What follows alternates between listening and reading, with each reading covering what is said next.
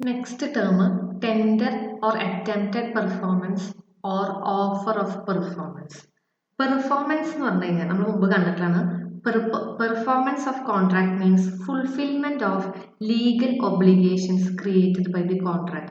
കോൺട്രാക്റ്റിലുള്ള ഓരോ വ്യക്തികളുടെയും legal obligations ഓരോരുത്തരും ചെയ്തു തീർക്കുമ്പോഴാണ് എന്ത് പെർഫോമൻസ് ഓഫ് കോൺട്രാക്ട് സംഭവിക്കുക. ഞാൻ നിങ്ങൾക്ക് കുതിരയെ തരാം, പകരം ബി എന്ന് പറഞ്ഞ ആൾ നമുക്ക് തിരിച്ച് 5000 രൂപ തരും. അപ്പോൾ കുതിരേനെ ഞാൻ വിൽക്കുമ്പോൾ കൈമാറുമ്പോഴാണ് ഞാൻ എൻ്റെ ഒബ്ലിഗേഷൻ ചെയ്തു തീർക്കുന്നത്. അപ്പോൾ ഒരാളുടെ കാര്യം ചെയ്യാനുള്ള കാര്യം ചെയ്തു തീർക്കുമ്പോൾ നമുക്ക് അതിനെ പെർഫോമൻസ് ഓഫ് കോൺട്രാക്ട് എന്ന് പറയാം. പെർഫോമൻസ് രണ്ട് തരത്തിലുണ്ട്. ആക്ച്വൽ പെർഫോമൻസ് ഉണ്ട്, അറ്റംപ്റ്റഡ് പെർഫോമൻസ് ഉണ്ട്. ഒരു കാര്യം ചെയ്ത് തീർക്കുമ്പോൾ അതിനെ ആക്ച്വൽ പെർഫോമൻസ് എന്ന് പറയും. അടുത്തതാണ് അറ്റംപ്റ്റഡ് പെർഫോമൻസ്. അതാണ് നമ്മൾ പഠിക്കാൻ പോകുന്നത്. അറ്റംപ്റ്റഡ് പെർഫോമൻസ് നമുക്ക് ടെൻഡർ എന്ന് പറയാം, അല്ലെങ്കിൽ ഓഫർ ഓഫ് പെർഫോമൻസ് എന്ന് പറയാം. What is attempted performance? A person who is bound to perform a promise will be ready to perform and offer to perform his promise at proper time and place, but the other party may refuse to accept performance. ഒരു promise ചെയ്തിട്ടുള്ള ഒരാൾ അയാളുടെ ഉത്തരവാദിത്തം കൃത്യസമയത്തും കൃത്യസ്ഥലത്തും ചെയ്യാൻ ready ആയിരിക്കും. പക്ഷേ ആ കോൺട്രാക്റ്റിൻ്റെ അപ്പുറത്ത് നിൽക്കുന്ന ആൾ he refuse to accept the performance. അത് സ്വീകരിക്കാൻ അയാൾ മടി കാണിക്കുന്നു. He refuse to accept the performance. അങ്ങനെ ഒരാളുടെ വില്ലിങ്നെസ് അറിയിക്കുമ്പോൾ, ചെയ്യാമെന്ന് വില്ലിങ് പറയുമ്പോൾ അതിനെയാണ് നമ്മൾ അറ്റംപ്റ്റഡ് പെർഫോമൻസ് എന്ന് പറയുക. An offer or attempt to perform one's obligation is called a tender. ഈ അറ്റംപ്റ്റഡ് പെർഫോമൻസിന് പറയുന്ന പേര് തന്നെയാണ് എന്ത്? Tender. An offer or attempt, ചെയ്യാമെന്ന് പറയുന്ന ആ ഓഫറിനെ അല്ലെങ്കിൽ അറ്റംപ്റ്റിനെയാണ് നമ്മൾ ടെൻഡർ എന്ന് പറയുക. Next essentials of valid tender ആണ്. Section 38 enumerates the following essential conditions of valid tender. ഒരു ടെൻഡർ വാലിഡ് ആവണമെങ്കിൽ ഈ പറയുന്ന കണ്ടീഷൻസ് ഒക്കെ സാറ്റിസ്ഫൈ ചെയ്യണം. അതിൽ ആദ്യത്തെ, it should be unconditional. Tender എന്തായിരിക്കണം? അൺകണ്ടീഷണൽ ആയിരിക്കണം. Tender must be free from condition. If any condition is attached to it, the other party is under no obligation to accept it. ഒരു condition നിങ്ങൾ വെക്കുകയാണെങ്കിൽ ആ കോൺട്രാക്റ്റിൽ അപ്പുറത്തേക്കുന്ന ആൾക്ക് അത് ചെയ്തു തീർക്കാൻ യാതൊരു ബാധ്യതയില്ല. ഒരു എക്സാമ്പിൾ പറയാം. എക്സ് എന്ന് പറഞ്ഞ ആൾ വൈ എന്ന് പറഞ്ഞ ആൾക്ക് കുറച്ച് ഗോതമ്പ് വിറ്റു. അത് ക്രെഡിറ്റ് സെയിലാണ് നടത്തിയത്. ആ ഗോതമ്പിന് 50 രൂപയാണ്. അപ്പോൾ എന്താ അതിൻ്റെ അർത്ഥം? അപ്പോൾ എക്സ് ഗോതമ്പ് വൈക്ക് വിറ്റു, വൈ 50 രൂപ ഇയാൾക്ക് കൊടുക്കാനുണ്ട്. ഇനി വൈ കുറച്ച് ദിവസം, അപ്പം വൈ പൈസ അപ്പം തന്നെ കൊടുത്തിട്ടില്ല. കുറച്ച് ദിവസം കണ്ട് വൈ പറയുന്നത്, നിങ്ങൾ എനിക്ക് കുറച്ച് അരിയും കൂടി തന്നാലേ ഞാൻ നിങ്ങൾക്ക് 50 രൂപ തരുള്ളൂ. ഇതെന്തായി? ഒരു കണ്ടീഷൻ വെച്ച് കഴിഞ്ഞു വൈ. വീണ്ടും ഒരു കണ്ടീഷൻ. ഇത് മുമ്പത്തെ കോൺട്രാക്റ്റിൽ ഇല്ലാത്തൊരു കാര്യമായിരുന്നു. അപ്പം രണ്ടാമതൊരു കണ്ടീഷൻ വെച്ചപ്പോൾ ഇത് എന്തല്ലാണ്ടായി മാറി? ഇതൊരു വാലിഡ് ടെൻഡർ അല്ലാണ്ടായി മാറി. പോയിന്റ്, പ്രോപ്പർ ക്വാണ്ടിറ്റിയിൽ തന്നെയായിരിക്കണം അവിടെ സെയിൽ നടക്കുന്നത്. A has to deliver 50 bags of sugar to B on 1st August. August 1 50 kilo ഷുഗറാണ് കൊടുക്കാന്ന് പറഞ്ഞേക്കുന്നത് എ. പക്ഷേ എ കൊടുക്കുന്നത് ആ ദിവസം 30 ബാഗ് മാത്രമേ കൊടുക്കുള്ളൂ ആ ഡ്യൂ ഡേറ്റ് ആയപ്പോൾ. അപ്പോൾ ഇതെന്തല്ല? വാലിഡ് ടെൻഡർ അല്ല. ബിക്ക് ഇത് ആക്സെപ്റ്റ് ചെയ്യാണ്ടിരിക്കാം. കാരണം എന്താ? 50 കിലോ തരാമെന്ന് പറഞ്ഞിട്ട് 30 കിലോ തരുന്നത്, 30 ബാഗ് എന്തോ ആയിക്കോട്ടെ, അത് തരുന്നത് ശരിയല്ല. അതായത് ടെൻഡർ എങ്ങനെയായിരിക്കണം? എത്ര ക്വാണ്ടിറ്റിയാണ് നിങ്ങൾ മുമ്പ് കോൺട്രാക്റ്റിൽ എൻ്റർ ചെയ്യുമ്പോൾ ഓഫർ ചെയ്തിട്ടുണ്ടായിരുന്നത്, ആ ക്വാണ്ടിറ്റി തന്നെ നിങ്ങൾ വിൽക്കുന്ന ദിവസം വിൽക്കണം. Tender must be made at proper time and proper place. ഏത് സമയത്ത് ചെയ്യാമെന്നാണ് നമ്മൾ കോൺട്രാക്റ്റിൽ എൻ്റർ ചെയ്തിരിക്കുന്നത് ആ സമയത്ത് തന്നെ ടെൻഡർ ചെയ്തിരിക്കണം. ആ സമയത്ത് തന്നെ ഗുഡ്സ് ഡെലിവറിയും ചെയ്യണം. അപ്പോൾ ഓഗസ്റ്റ് 1 നിങ്ങൾ ഗുഡ്സ് ഡെലിവറി ചെയ്യാൻ പറഞ്ഞത്. അപ്പോൾ ഓഗസ്റ്റിന് മുമ്പ് ഒരു ഡേറ്റ് ഡെലിവറി ചെയ്താൽ അതും ഇന്നെഫക്റ്റീവാണ്. ഓഗസ്റ്റ് 1 ശേഷം ചെയ്താലും അത് വാലിഡ് ടെൻഡർ അല്ല. അപ്പോൾ ദിവസം കൃത്യസമയത്ത്, അതുപോലെ ഓഫീസ് അവേഴ്സിൽ തന്നെയായിരിക്കും നിങ്ങൾ ചെയ്യണത്. അല്ലാത്ത സമയത്ത് ചെയ്തൊക്കെ വാലിഡ് ടെൻഡറായി മാറില്ല. Point, tender must be in proper form. നമ്മൾ ഒരു കോൺട്രാക്റ്റിൽ എൻ്റർ ചെയ്യുമ്പോൾ ഞാൻ നിങ്ങൾക്ക് കാശ് തരാം, എൻ്റെ ട്രാൻസാക്ഷൻ കാശ് തരാമെന്ന് പറഞ്ഞാൽ കാശിനെ തരണം. അപ്പോൾ അതിന് പകരം നിങ്ങൾ ആ സമയത്ത് ചെക്കോ പ്രോമിസറി നോട്ടോ ഒന്നും കൊടുത്താൽ ശരിയാവില്ല. എന്ത് രീതിയാണോ ഈ കോൺട്രാക്റ്റ് തീരുമാനിച്ചേക്കുന്നത് ആ രീതിയിൽ തന്നെ ഈ കോൺട്രാക്റ്റ് നടപ്പിലാക്കണം. Proper form. Next, kinds of tender ആണ്. ടെൻഡർ രണ്ട് തരത്തിലുണ്ട്. ടെൻഡർ ഓഫ് ഗുഡ്സ് ഉണ്ട്, ടെൻഡർ ഓഫ് മണി ഉണ്ട്. എന്താണ് tender of goods? If the promisor after satisfying all the required conditions offer to deliver the goods and the promisee refuses to accept, then contract stands discharge. അതായത് promisor എല്ലാ കണ്ടീഷൻസും satisfy ചെയ്തിട്ട് ഞാൻ goods delivery ചെയ്തോളാം എന്ന് അയാൾ offer ചെയ്തു. പക്ഷേ promisee refuses to accept, അയാൾ അത് വാങ്ങിക്കാൻ തയ്യാറായില്ല. അപ്പോൾ ഈ കൊടുക്കുന്ന ആളുടെ ഭാഗത്ത് നിന്ന് എന്തായിട്ട് പറയാം, കോൺട്രാക്ട് സ്റ്റാൻഡ്സ് ഡിസ്ചാർജ്. അയാൾ ആ കാര്യം ചെയ്ത പോലെ, കാരണം അയാൾ ഓഫർ ചെയ്തു ഞാൻ തരാമെന്ന്, റെഫ്യൂസ് ചെയ്തത് പ്രോമിസിയാണ്. ഇതാണ് ടെൻഡർ ഓഫ് ഗുഡ്സ്. രണ്ടാമത്തെ കേസ് ടെൻഡർ ഓഫ് മണിയാണ്. ടെൻഡർ ഓഫ് ഗുഡ്സും ടെൻഡർ ഓഫ് മണി ഒരേപോലെയല്ല നിയമത്തിന് മുമ്പിൽ. ടെൻഡർ ഓഫ് മണി പറഞ്ഞാൽ if the debtor makes a valid tender of money and the creditor refused to accept it, the debtor is not discharged. ആ term ശ്രദ്ധിക്കണം, the debtor is not discharged from his debt. അതായത് debtor പൈസ കൊടുക്കാനുള്ള ആള് creditor അടുത്ത് പറയാണ് ഞാൻ valid tender of മണി കൊടുക്കണം, ഞാൻ കാശ് തരാമെന്ന് പറയണം. അപ്പോൾ ക്രെഡിറ്റർ എന്ത് ചെയ്തു, ഹി റെഫ്യൂസസ് ടു ആക്സെപ്റ്റ്, അയാൾ മേടിക്കാൻ മടി കാണിച്ചു. അപ്പോൾ ഇവിടെ debtor is not discharge of his debt. മുമ്പത്തെ കേസ് സിറ്റുവേഷൻ എന്തായിരുന്നു, ദ കോൺട്രാക്ട് സ്റ്റാൻഡ്സ് ഡിസ്ചാർജ് എന്താ പറഞ്ഞത്, ഗുഡ്സ് കൊടുക്കാന്ന് പറഞ്ഞു കഴിഞ്ഞാൽ അയാളത് കൊടുത്ത പോലെയായിട്ടാണ് കാണുക. പക്ഷെ ഇവിടെ കാശ് കൊടുക്കാന്ന് പറഞ്ഞിട്ട് മറ്റേ ആൾ കാശ് മേടിച്ചില്ലെങ്കിൽ it is not discharge of contract. Debtor is not discharged from his debt. But when the creditor files a suit to recover the amount, the debtor may deposit the amount in the court. ഇനി ഇവിടെ creditor കുറച്ച് കാലം കഴിഞ്ഞപ്പോൾ എന്ത് ചെയ്തു, അയാൾ എനിക്ക് കാശ് തന്നില്ല പറഞ്ഞിട്ട് കോടതി പോയി. അപ്പോൾ കോടതി പോകുമ്പോൾ ഡെക്ടർ എന്താ ചോദിച്ചാൽ ഈ കാശ് കൊടുക്കാനുള്ള കാശ് എത്രയാണോ അത് അയാൾ കോർട്ടിൽ ഏൽപ്പിക്കും. എന്നിട്ട് അയാൾ ഡിഫെൻഡ് ചെയ്യും. എന്ത്, ഞാൻ ഈ കാശ് കോടതിക്ക് തന്നിട്ടുണ്ട്, പക്ഷെ ഇതിന്റെ ഇൻട്രസ്റ്റ് തരാൻ ഞാൻ ബാധ്യസ്ഥനല്ല. കാരണം എന്താ, ഞാൻ അന്ന് തരാമെന്ന് പറഞ്ഞ ദിവസം ക്രെഡിറ്റർ ഈ പൈസ മേടിക്കാൻ നിന്നിട്ടാണ്. അപ്പോൾ he is not liable to pay interest and the cost of proceedings. ഇതിന് പറഞ്ഞ ബാക്കി ചെലവുകളൊന്നും ചെയ്യാൻ ഈ ഡെക്ടർ ബാധ്യസ്ഥനല്ല. The court will also order accordingly. കോർട്ടും അത് ശരിയെന്നാണ് പറയും. അപ്പൊ ടെൻഡർ ഓഫ് ഗുഡ്സും ടെൻഡർ ഓഫ് മണി രണ്ടും വ്യത്യസ്തമാണ്. ഗുഡ്സ് കൊടുക്കാന്ന് വാക്ക് കൊടുത്താൽ ആ കോൺട്രാക്ട് ഡിസ്ചാർജ് ചെയ്ത പോലെയാണ്. കാശ് കൊടുക്കുക എങ്ങനെ, ഗുഡ്സ് കൊടുക്കാന്ന് വാക്ക് കൊടുക്കുകയും ചെയ്തു, മറ്റാളത് റെഫ്യൂസ് ചെയ്യുകയും ചെയ്തു.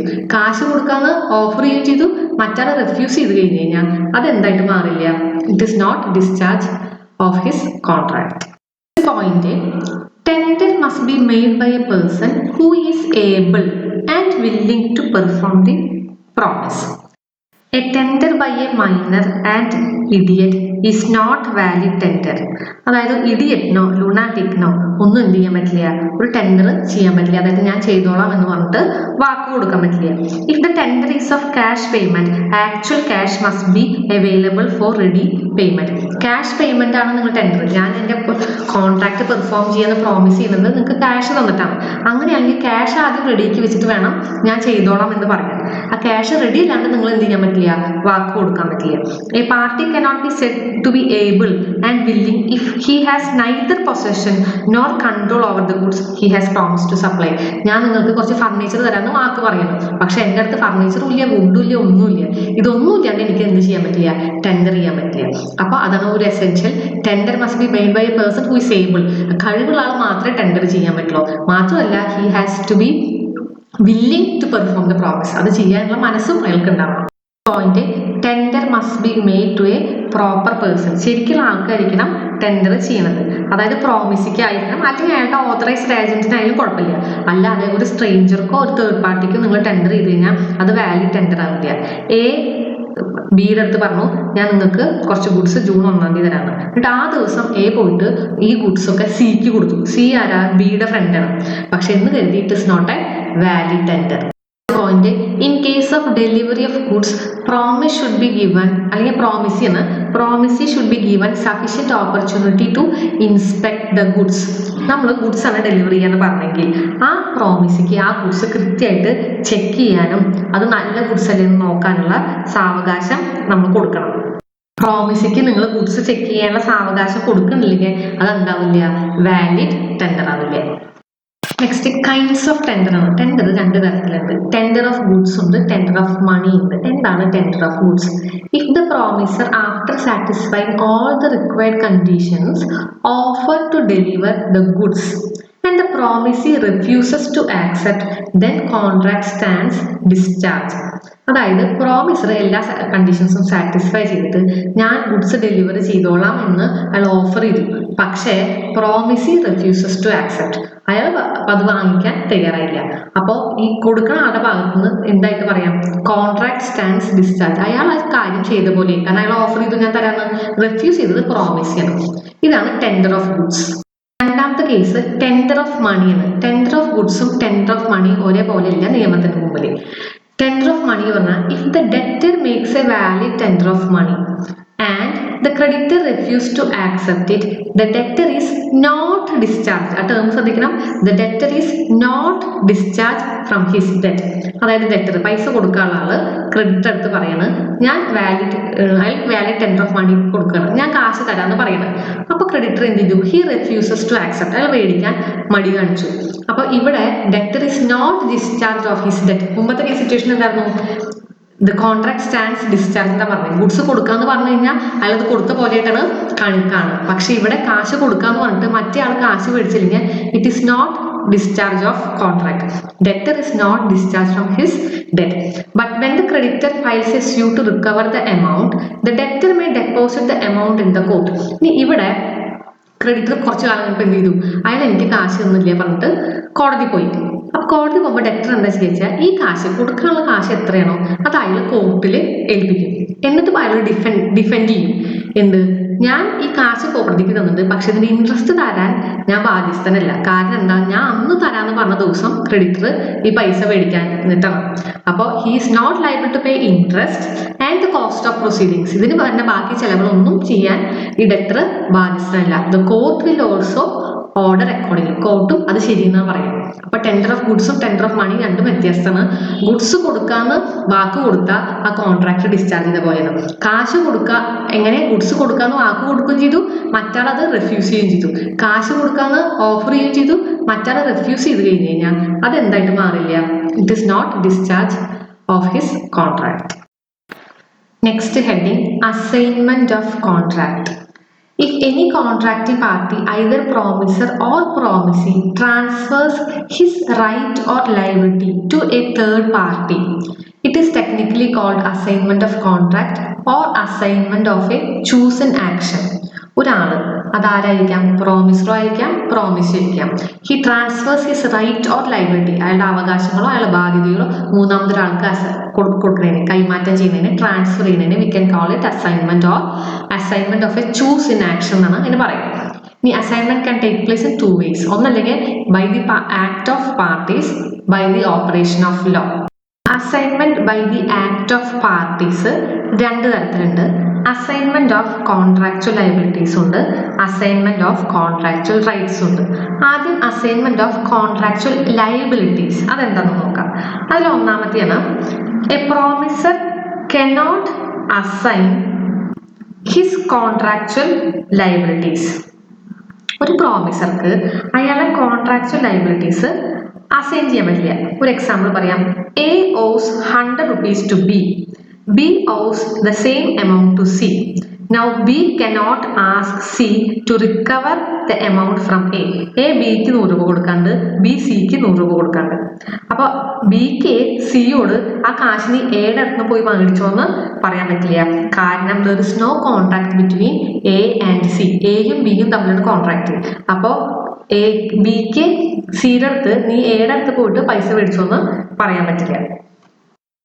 A promiser cannot assign his contractual liability. അയാൾക്ക് അയാളുടെ സ്വന്തം ഉത്തരവാദിത്തം വേറൊരാൾക്ക് കൊടുക്കാൻ പറ്റില്ല. രണ്ടാമത്തെ കോൺട്രാക്ട് ഇൻവോൾവിങ് പേഴ്സണൽ സ്കില്ല. ഒരു പേഴ്സണൽ സ്കില്ലോ അല്ലെങ്കിൽ പേഴ്സണൽ ക്വാളിഫിക്കേഷനോ വേണ്ട ഒരു ജോലി നമുക്ക് വേറൊരാളെ ഏൽപ്പിക്കാൻ പറ്റില്ല. ഒരാൾ പെയിന്ററാണ്, ഒരാൾ നല്ല ചിത്രം വരയ്ക്കണാണ്, ആ ആളിനെ നമ്മളൊരു ജോലി ഏൽപ്പിച്ചേക്കണം. അപ്പം അയാൾക്ക് വേറൊരാളെടുത്ത് ചിത്രം വരപ്പിക്കാനോ ചെയ്യാനോ പറ്റില്ല. It is a state where one party cannot delegate the act of performance to other. The contract involving personal ability of skill or any other personal qualifications cannot be assigned.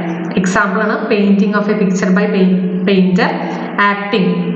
അല്ലെ, ഒരു ആക്ടറെ കൊണ്ട് അഭിനയിക്കുന്നതിന് പകരം നമുക്ക് വേറെ ആളെ കൊണ്ട് ചെയ്യിക്കാൻ പറ്റില്ല. അസൈൻമെന്റ് ഓഫ് കോൺട്രാക്ച്വൽ റൈറ്റ്സ് ആണ്.